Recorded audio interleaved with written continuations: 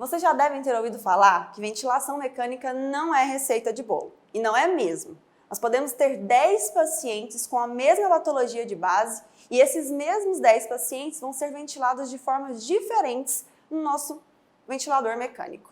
Isso vai variar de acordo com as comorbidades associadas, a idade, o peso, os exames laboratoriais do dia da internação, raio-x. Tudo isso vai interferir na nossa ventilação, nos parâmetros que nós vamos ajustar para deixar uma ventilação mais gentil ao nosso paciente.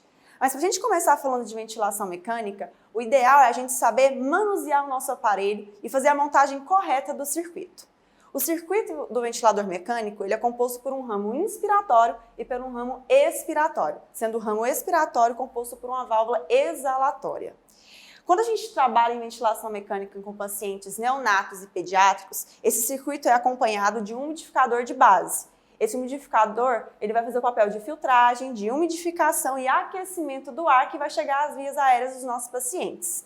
No paciente adulto, que já tem a via aérea formada e em perfeitas condições, esse umidificador ele é dispensado. E a gente substitui aqui no ramo principal por um filtro, que hoje, na época da pandemia de Covid-19, ele está sendo bastante utilizado, que é o HMEF, o HME e o filtro EPA, que geralmente está sendo utilizado na válvula exalatória, tá? Então, aqui a gente tem um pulmãozinho teste para mostrar para vocês simulando o pulmão do nosso paciente, tá? Antes da gente ver a dinâmica pulmonar, vamos ver um pouquinho de como funciona a máquina, né? Ou seja, o ventilador mecânico. Todos os dispositivos, os modos ventilatórios e o manuseio, ele vai diversificar de acordo com a máquina que você vai utilizar. Mas isso não vai interferir na sua programação ventilatória. Você sabendo utilizar os modos ventilatórios e sabendo fazer os ajustes, a gente tem uma ventilação adequada para o nosso paciente, levando em consideração tudo que foi dito previamente. Tá ok? Então, para a gente programar a ventilação para o nosso paciente, o ideal é a gente, primeiramente, regular de acordo com as características, né, do indivíduo. Ou seja, a gente vai primeiro ver a altura. No caso do adulto, a programação é baseada na altura do meu paciente. E em algumas máquinas de pacientes que vão ser utilizadas em pacientes neonatais e pediátricos, ao invés de se regular pela altura, a gente se regula pelo peso do paciente. E a partir desses dados, a gente inicia a programação dos parâmetros ventilatórios. Nesse caso, deste aparelho, a gente vai verificar que ele dá a opção de 2 tipos de ventilatórios já no início, né, da introdução da máquina. Ou seja, a gente tem a ventilação invasiva e a ventilação não invasiva. A invasiva vai ser utilizada em pacientes entubados, ou seja, com tubo orotraqueal. E a não invasiva em pacientes que têm a interface de máscara e CPAP nasal, tá? Em caso de pacientes menores, os neonatos. E aqui nesse ventilador, a gente regula também pelo sexo do paciente. Após a gente regular, vamos dizer que isso aqui funciona como se fosse uma triagem do nosso paciente, a gente vai dar OK. E aí o ventilador vai para esse modo espera. O que é esse modo espera? Nada mais é do que o ventilador em stand-by. Ele não está ventilando, mas ele está programado para as características do paciente que vai ser admitido. E aí, então, depois que eu programei todas as características peculiares do indivíduo que vai internar, a gente vem na programação dos modos ventilatórios. Os modos ventilatórios, gente, eles variam de acordo com a máquina que eu vou utilizar. Mas, basicamente, como foi dito também nas aulas teóricas anteriormente, a gente vai trabalhar com modos a pressão e modos a volume. Esses modos, eles vão variar, sendo de forma controlada, assisto controlada, ou a espontânea, né? E até mesmo a não invasiva. Então, todo ventilador, ele vai te dar esses modos ventilatórios à sua escolha. Isso também vai variar do software que ele tem, tá? Então, pode ser, por exemplo, esse ventilador, ele programa tanto para adulto quanto para criança. E tem ventilador que não vai ter esse dispositivo, mas é questão de software, não é o aparelho em si, ok? Então, vamos lá. Vamos escolher um modo. Vamos começar aqui com o modo controlado a pressão para vocês verem como é que funciona essa dinâmica. Você selecionando o seu modo ventilatório, agora está no PCV, que é o modo a pressão controlada, já vai surgir aqui embaixo a programação dos parâmetros. FO2, frequência respiratória, tempo inspiratório, sensibilidade, a pressão inspiratória, a PEP, tudo isso vai ser dispositivos de parâmetros ventilatórios que a gente vai fazer a regulagem. E aí a gente entra na famosa questão de ventilação não ser receita de bolo, porque seria muito bom se a gente pudesse simplesmente fazer uma tabela com parâmetros ventilatórios e todo paciente que fosse admitido a gente já teria em mente o que é para ser programado.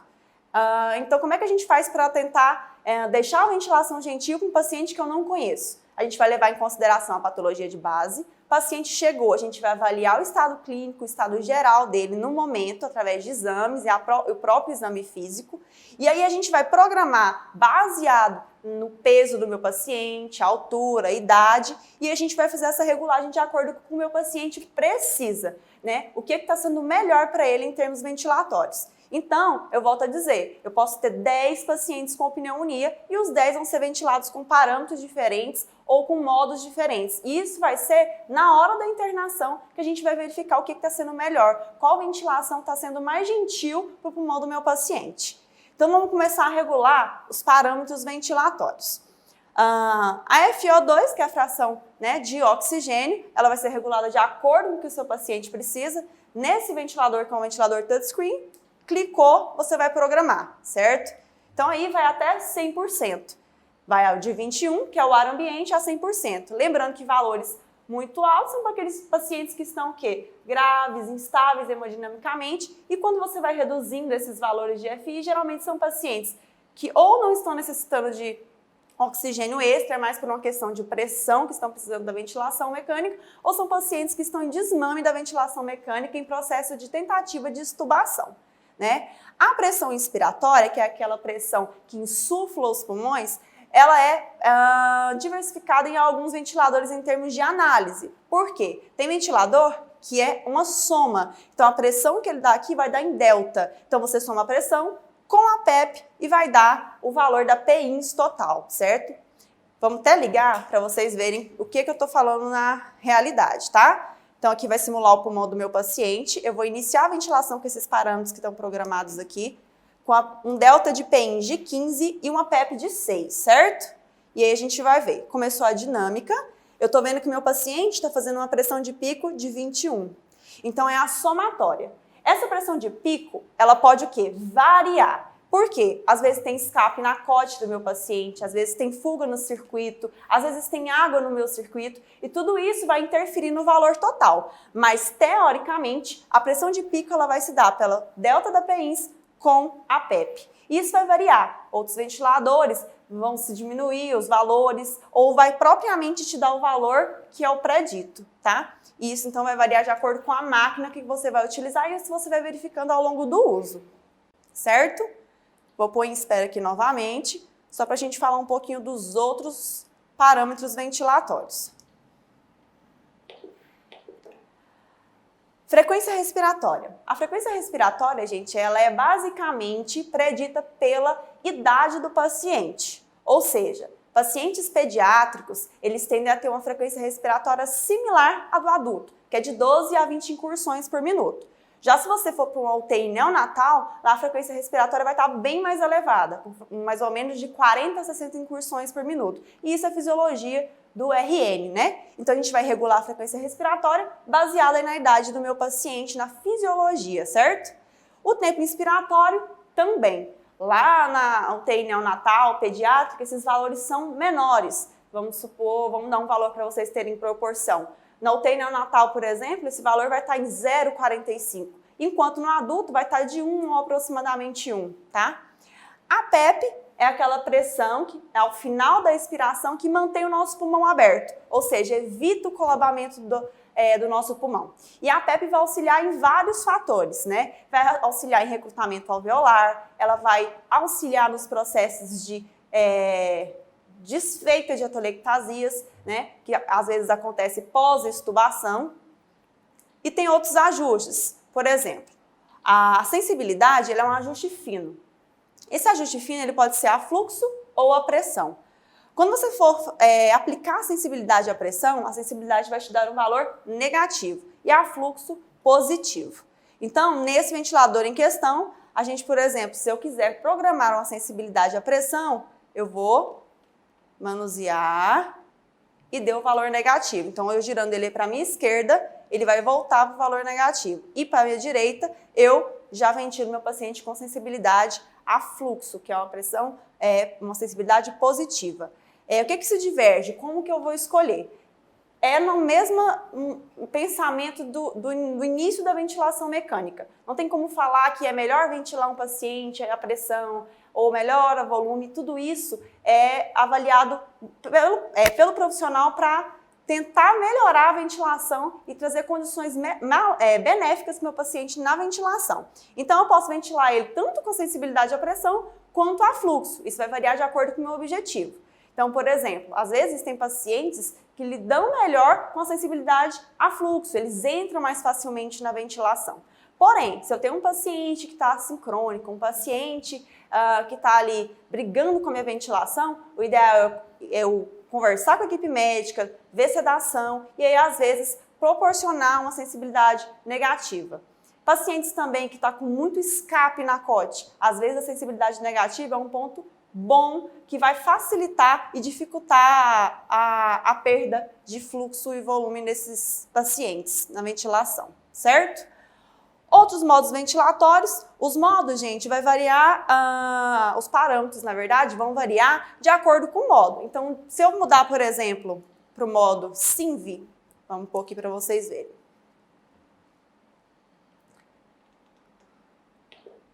O modo SINV, ele vai o quê? Vai somente aumentar um pouquinho a questão de programação de parâmetros ventilatórios.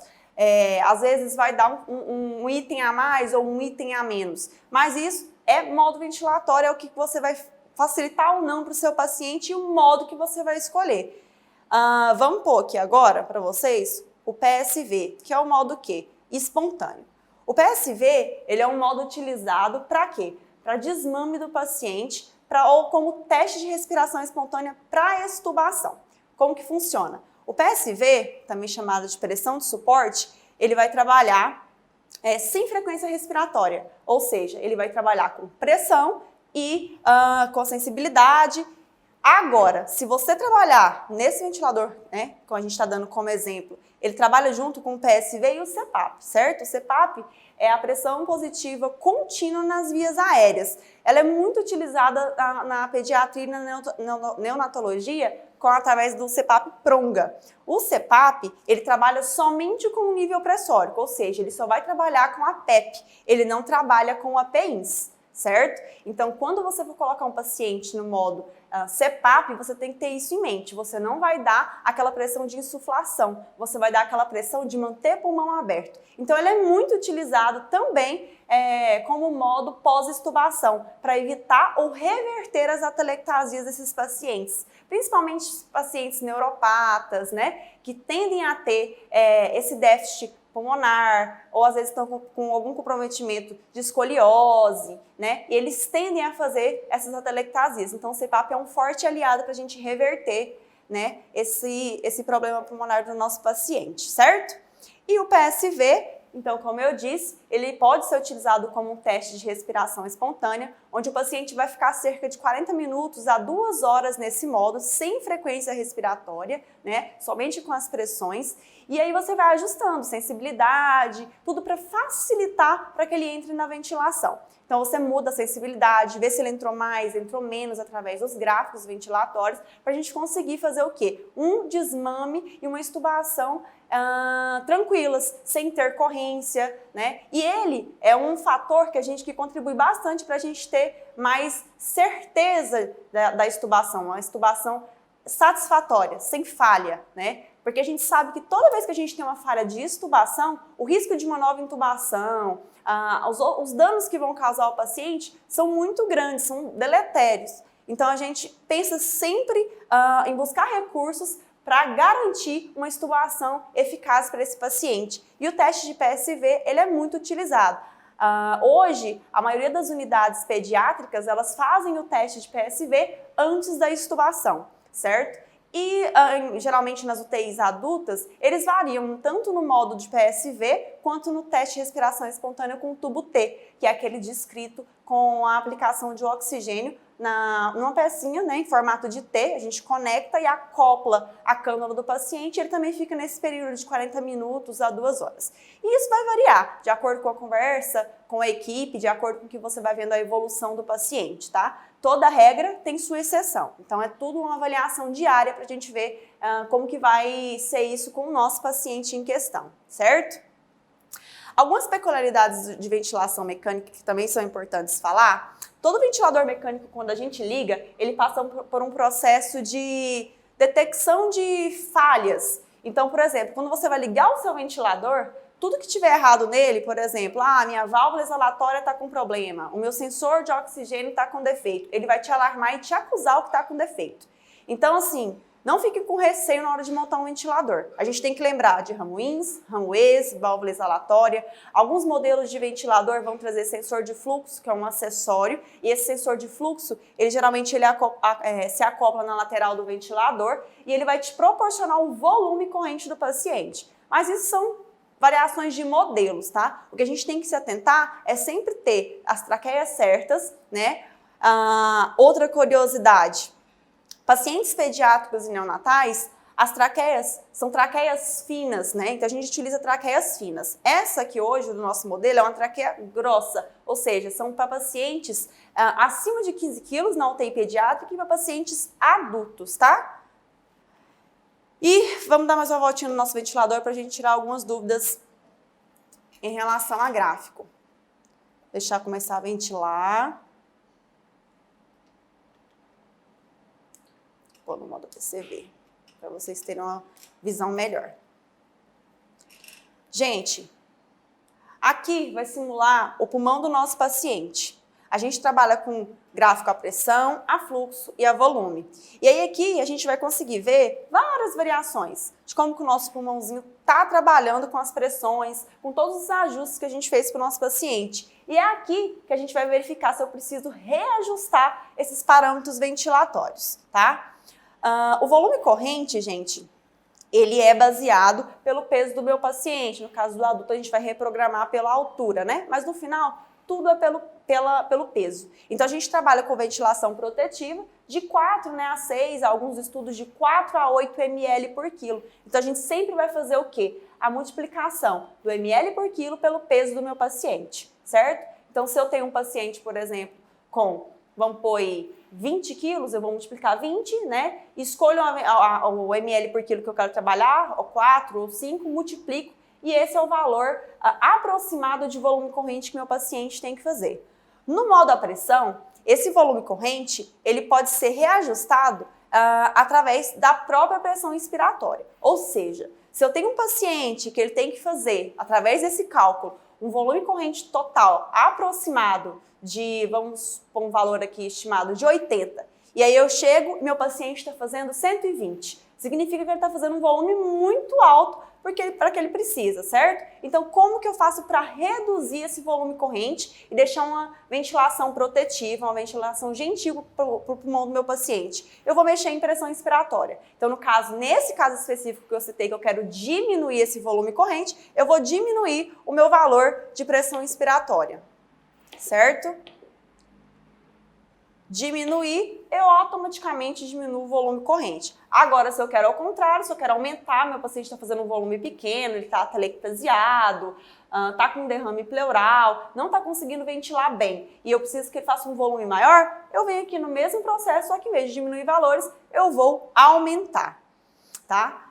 A frequência respiratória, gente, a gente vai ajustar de acordo também com o que eu quero para o meu paciente. Pacientes em desmame, geralmente eu vou diminuir, né, essa frequência respiratória embasada no fisiológico, e aí automaticamente também é interessante a gente mexer nessa sensibilidade para facilitar para o meu paciente entrar na ventilação. Isso pensando em desmame e programação de extubação.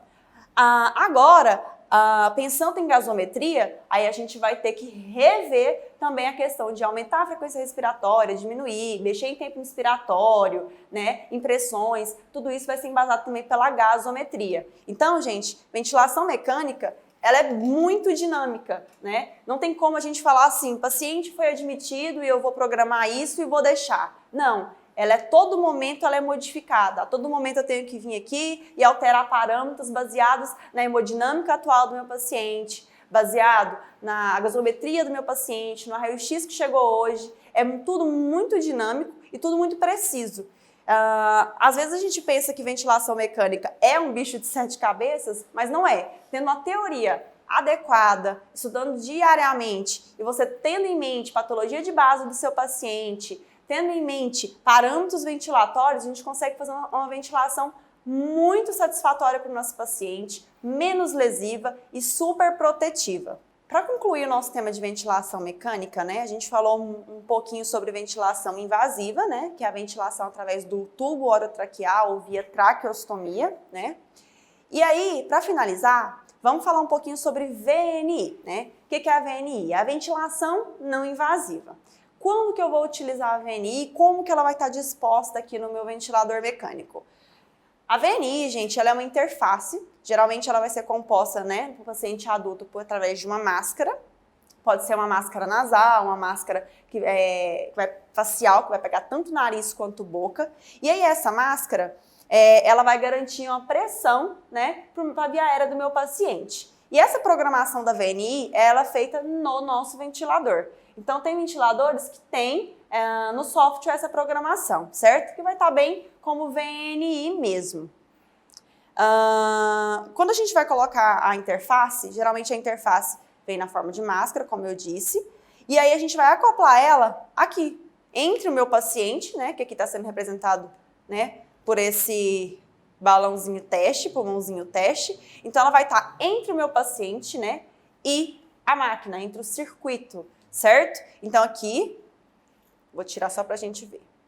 O ventilador vai alarmar agora, porque eu vou fazer uma desconexão. A gente vai simular como se fosse uma aspiração agora, tubo orotraqueal, tá? Desconectei.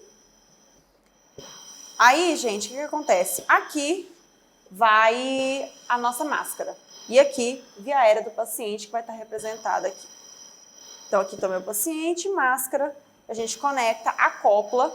Lembrando que a VNI, a gente não pode deixar escape, ou seja, ela tem que estar bem acoplada à face do meu paciente. Por quê? Se houver escape, eu não vou garantir o que eu quero com ela, não vou garantir o meu objetivo. Geralmente, o paciente que está na VNI, ou ele vai reverter a atelectasia, ou ele é um paciente recém-extubado, pós-extubação difícil, que tem risco de uma nova intubação. Então, a gente coloca ele na VNI para garantir essa ventilação pulmonar, esse desmame de forma mais lenta, mais gradual, né? Para depois ele evoluir para um catéter nasal ou até ar ambiente, certo? E a outra forma de VNI é a forma CPAP, né? A pronga. E também tem o CPAP nasal, que é uma máscarazinha pequena que acopla só no nariz. Ele é muito utilizado em pediatria e neonatologia. Nos pacientes adultos, o que tem mais potencial satisfatório geralmente são as máscaras, né? E são os recursos que eles melhor aderem. Porém, a VNI ela tem seus pontos negativos. Ela é uma interface desconfortável, uma ventilação que gera medo, que gera insegurança para o paciente fica incomodado. Se for a máscara, né, total ali, pegando nariz e boca, vai interferir em alimentação, em fala, tudo isso no paciente vai estar limitado, né? Então, às vezes, os pacientes, eles têm esse receio, não aderem bem, muitos ficam mais agitados com a interface, e isso vai gerar uma não aceitação. Muitos evoluem também com desconforto respiratório. E aí é um dos motivos, né, de retorno deles para a intubação orotraqueal. Gente, por hoje é isso, né? É mais para a gente ter uma visão de como que funciona o ventilador, como que funciona a programação de parâmetros ventilatórios, quando que eu vou utilizar. É tudo embasado na teoria que a gente viu, né, no módulo anterior, e hoje a gente colocou meio que numa teórico-prática para a gente ter uma noção de programação do ventilador. Estou à disposição de todos na plataforma e muito obrigada.